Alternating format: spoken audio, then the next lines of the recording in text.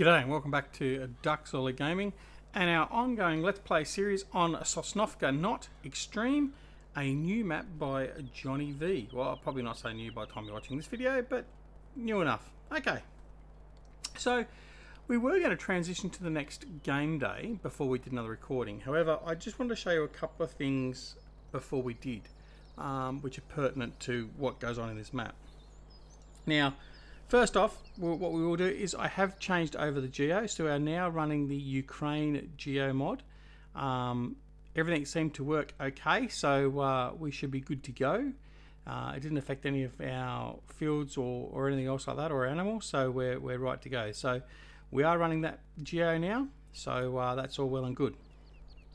Okay, so the other thing I just wanted to show you is we've actually got past, if I bring up the HUD, we've gone past the 4 o'clock or 1600 time period, so our plumber should have finished plumbing in all of our water, our auto refill or refilling, sorry, for our water troughs. Okay, so there's our water trough there, and as you can see, there it is there, so it's all done.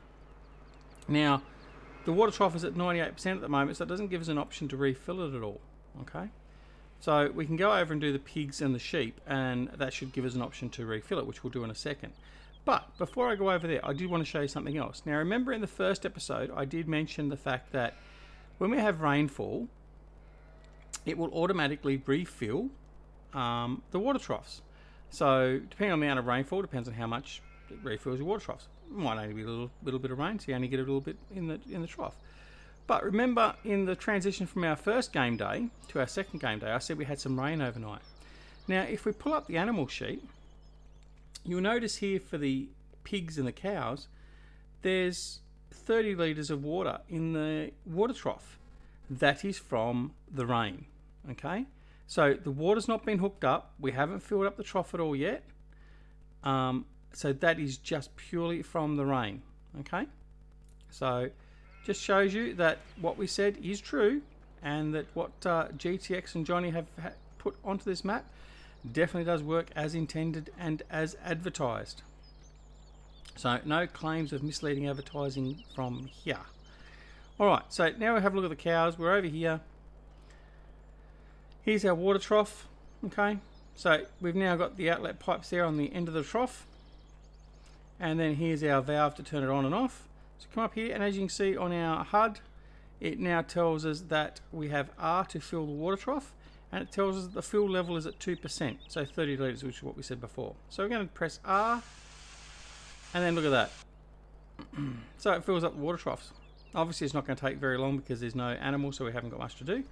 So if we go into the menu again, and our cows now have 1,050 litres of water in the water trough. And exactly the same would happen with the pigs. Okay, so we'll just run over here to the pigs, and we'll jump the fence. Well, maybe we won't jump the fence. We'll do our decathlon. Right, same thing. So only a little tad of water in there from the rainfall. Come over here, press R. Oh, it's not going to give it to me. Maybe this one isn't quite... Well, it should be finished. Why isn't that giving me the...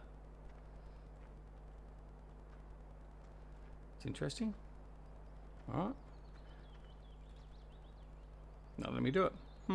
Johnny? Questions? Maybe because it's above 10%, maybe you have to be below 10%. I don't know. Anyway, so that should be working. Doesn't really worry us at the moment because we haven't got any pigs, but I certainly hope when we've got pigs it is working. Alright. So what we'll do is going to head over back here to the farm. We're going to transition to the next day. And we're going to go and get some grass on. We're going to go mow one of our grass fields, and then we're going to tedder and bale it. So we've got some straw bales. It's not straw bales, hay bales. Okay, let's try that all again. Alright, so what we'll do is we'll just fast forward time a little bit.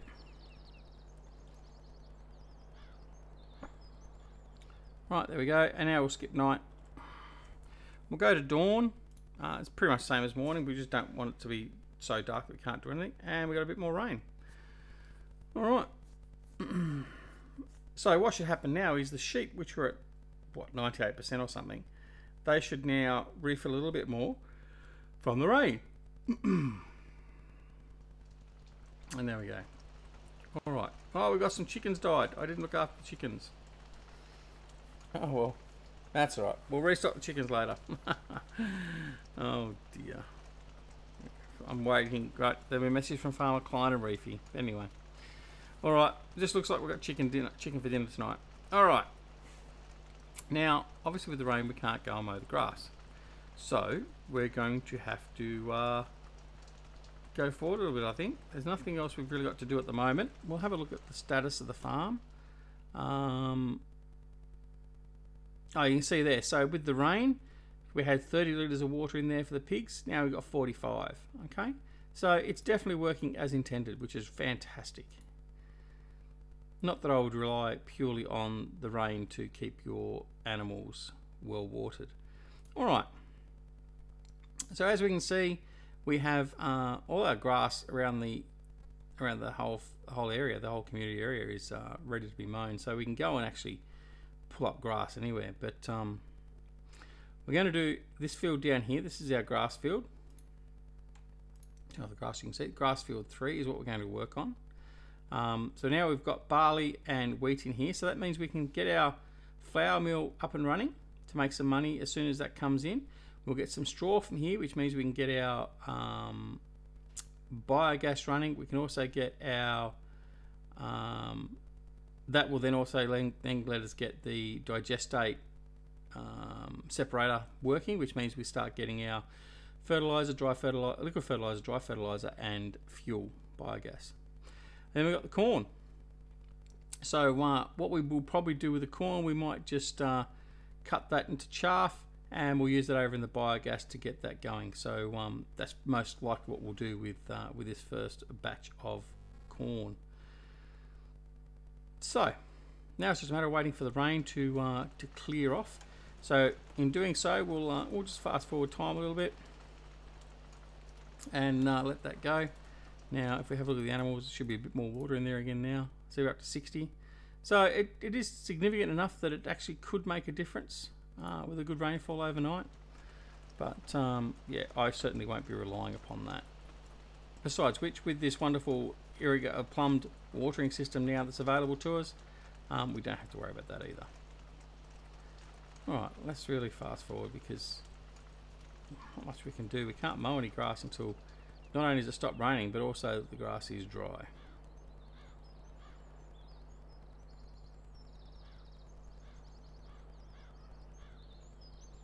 Let's see, about 12 o'clock will it clear? There we go. Not bad for a guess. Alright, let's go grab the big M. Alright, now because we are going to be doing hay, we want to tether it. We are going to take the 2018 edition Duckzorly Big M, and we'll activate the widespread, and we'll get him up and running well and truly. Alright, so we need to go over past the cows. In fact, there's the laneway over here. Head up here. So we'll head on over and do that. Then we have to bring the tedder over, and then windrow and bale. So that'll keep us busy enough probably in the interim until we are ready to harvest our crops. So obviously we might also have to go up and do our G1 field. So our G2 field here we've already mowed. That's what we did in the off camera. As you can see there, it's been mowed. So that gave us our first batch of bales, straw bales, so we could actually get our sheep up and running as quick as possible, which we've now done. So yeah, what we might actually do as well is we might look at buying some more sheep. I'm thinking if we basically bring that around to the $1 million mark, so effectively buy another 50 sheep, we should be able to sustain enough grass / hay for them to survive on that, and that's probably what we'll do. We'll get them in. So yeah, that's the next step. We may do that the next game day. Get some more sheep in. But first we're going to make sure we've got some hay bales to back us up in winter. and that will be right.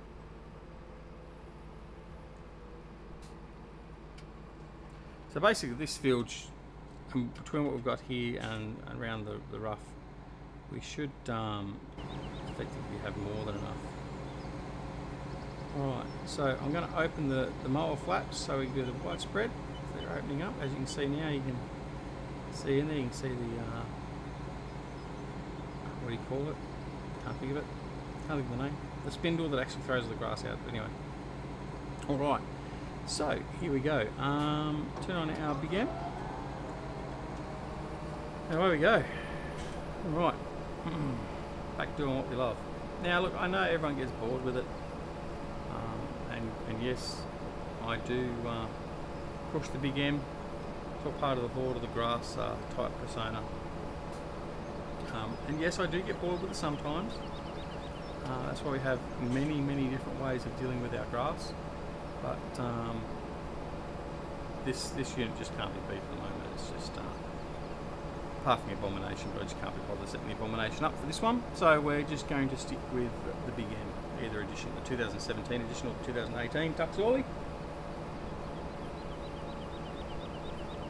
In either case, it will suffice for what we need to do.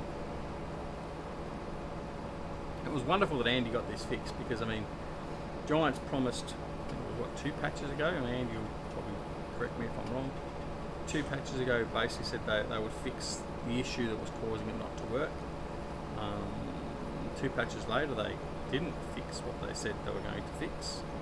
And so Andy, the legend that he is, I mean, of course he's an Australian, so I mean, of course that goes without saying. He fixed it himself. He did some scripting to get around the issue, and voila, we have a big M that does the widespread. Now, I have mentioned it before, and people have asked, well, why do you want the widespread? Why don't you just windrow it from the big M as it comes out? Well, that's all well and good, but you can't really maximise. The thing is, doing it this way, you can maximise your efficiency. So, if you say, for instance, you're using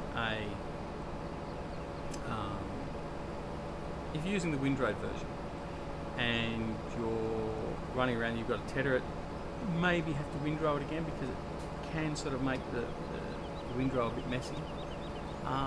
You're only doing that and you're not getting max, you're just getting the 13 metre width of grass cut.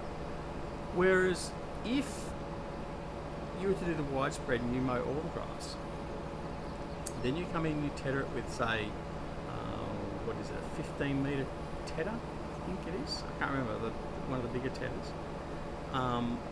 So you're tethering more grass in the one go, so you're doing more product work for less fuel usage, effectively. Okay.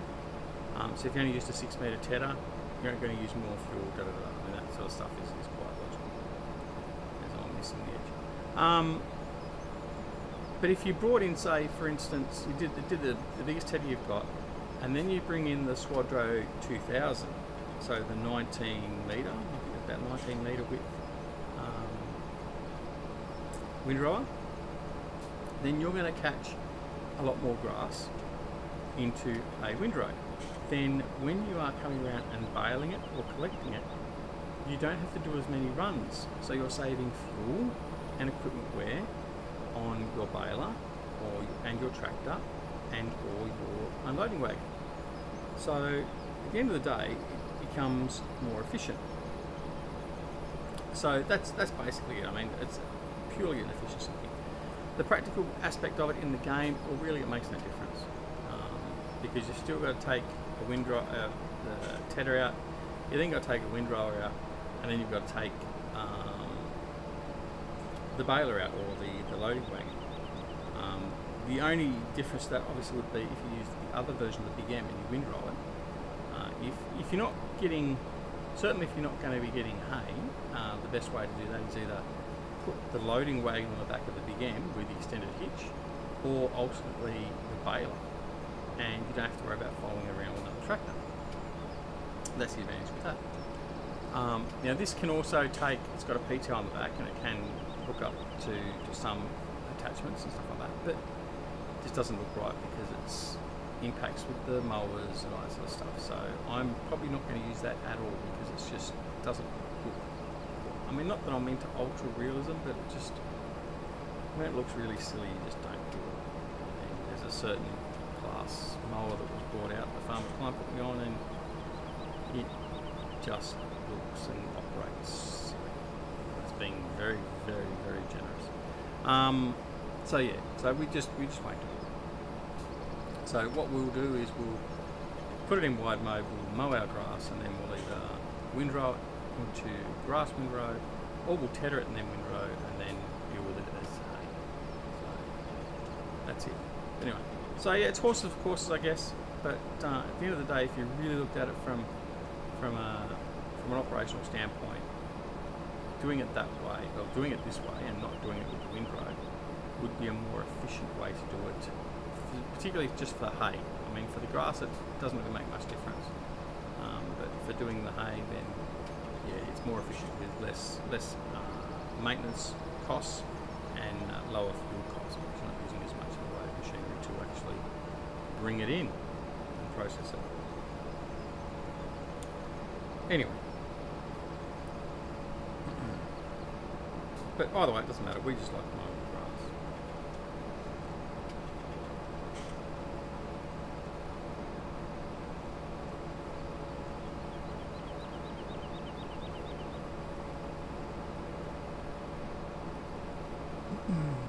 Alright, so looking at the time we've got already, we'll probably windrow this, and then the next episode we'll probably come back, as I keep on losing track of where I am. We'll probably come back and so we'll tether it, and we'll come back and windrow it and bale it probably in the next episode.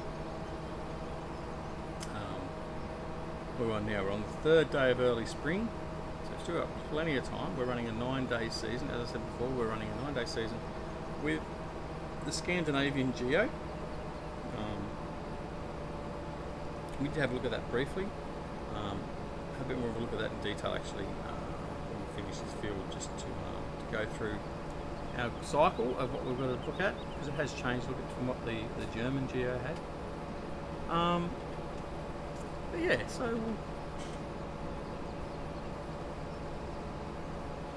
my apologies. I don't know what it is with this game. I just cannot stop yawning, but it's mainly just when I'm recording. I don't know what it is. Anyway, maybe it's because I subconsciously think I'm putting you all to sleep, so I put myself to sleep. But anyway, alright, no matter, we continue.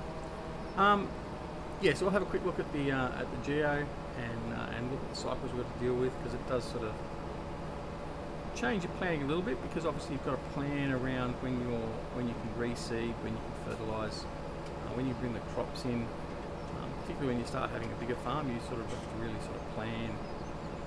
You don't have to, but it helps you to plan your cycle and sort of like, oh, okay, well, I'll harvest this there and I'll harvest this there and all that sort of stuff.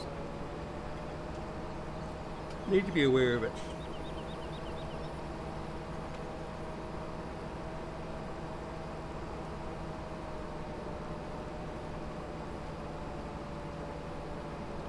Shocking with lining up today. Icelandic Farmer gave me a bit of stick when we were on the charity about missing a bit of grass, but it's okay. Don't mind leaving a little bit.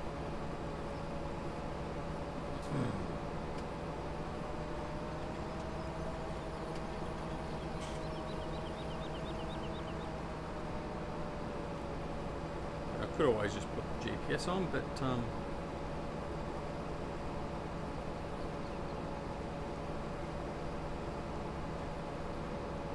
sorry. Oh, shocking. But yeah, so there's just no need always to have the GPS running, so it becomes a bit more of an embarrassment sometimes when it's worth. So we won't bother about it here.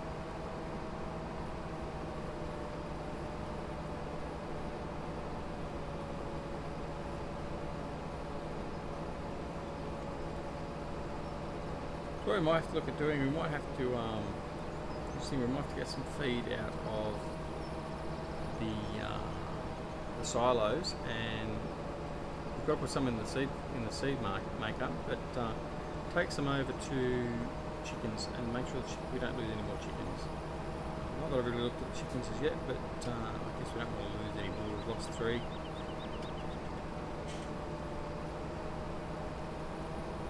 So we had a very good dinner last night, but we don't really want to lose any more. Probably more importantly, I just don't want to cop any stick from Farming Simulatr and Reefy. I don't need to give them any more ammunition than what I already do. So yeah, we'll probably just fix that up so we don't have to worry about them passing their stirring onto us. Not that that's a problem. We enjoy a bit of a laugh. That's why we go and watch Rubber Burner and play with Rubber Burner. Hello, mate. Now, so I haven't mentioned this of late, but please do go check out all of our friends that are listed down below in the comments and their YouTube channels. So there's all the boys from 3D's Gaming Network, old Eustace Pharmer, Grizzly Bear Sims, Simulation for the Nation, and Farmer Klein. Some of the best video or YouTubers out there for Farming Simulator, in my very biased opinion. With Eustace, definitely won't get a better role-playing Farming Simulator guy. He's brilliant. He's also a pain in the bum, but that's another matter altogether. And Farmer Klein, you won't see any better map reviews than what Farmer Klein puts out, for sure. His map reviews are fantastic, and that's why I would never even bother to even consider doing them. If I want to know something about a map, I go and check out his channel and check out his map reviews. So you should do the same. Grizzly Bear Sims, again, another fantastic role-playing YouTuber with Farming Sim, and he's just a genuine, real nice bloke. Probably can't say the same for Eustace, but I'm joking. Yeah, so great guys. And Simulation for the Nation, who's a recent newcomer to the 3D's Gaming Network.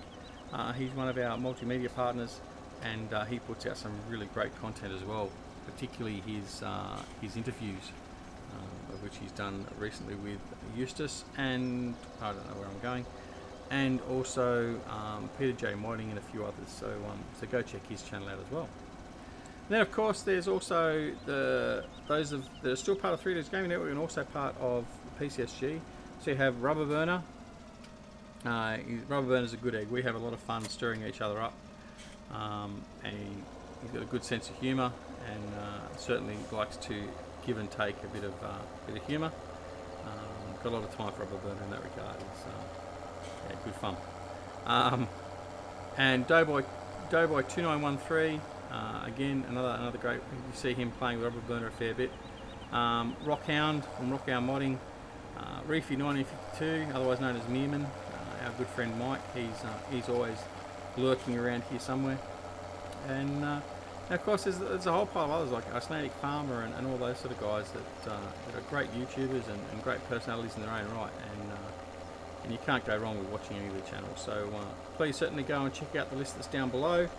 And if you're not already a subscriber, which I believe most of you already probably would be, then please head over and subscribe to their channels and watch their content. You won't be disappointed, but just try and make sure you come back here as well.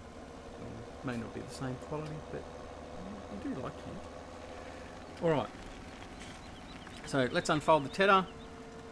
We're at 25 minutes now, so we'll probably just do part of this field and then we'll call the episode there, and then we'll come back as we're coming into windrow. So we'll finish off the tethering off camera, and we'll come back to that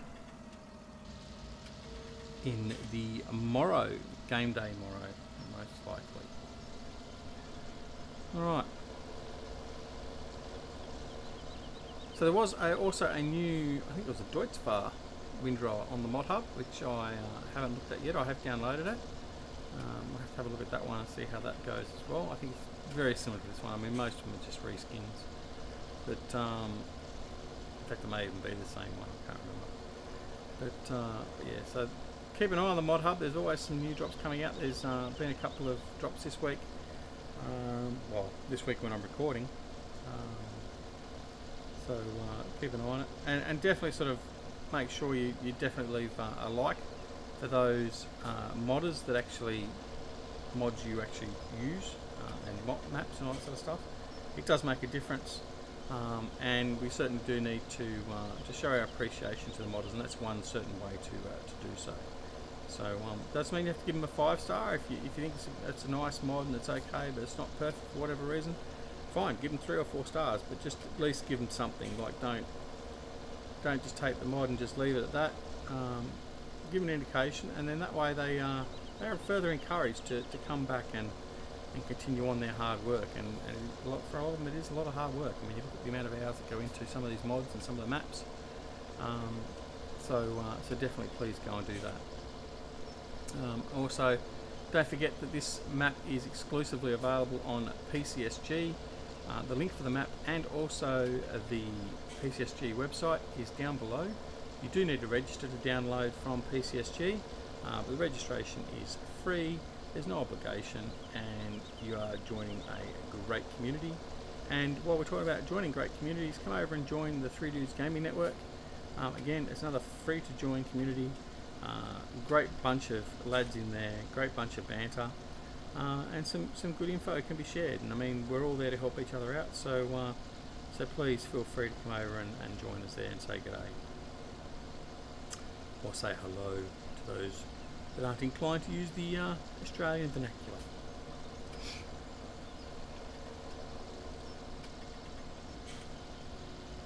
So what we'll do is we'll be coming and cleaning all this up with the 2000s Swadro, and it'll make very short work of this field, and then we'll come and bale it. And I'm not sure if we'll do round bales or whether we'll do square bales yet. We might just do the square bales in the interim,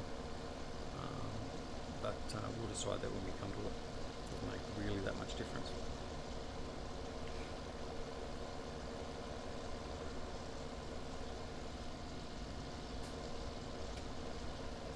So if you already have the map and you are enjoying it, please let me know down below.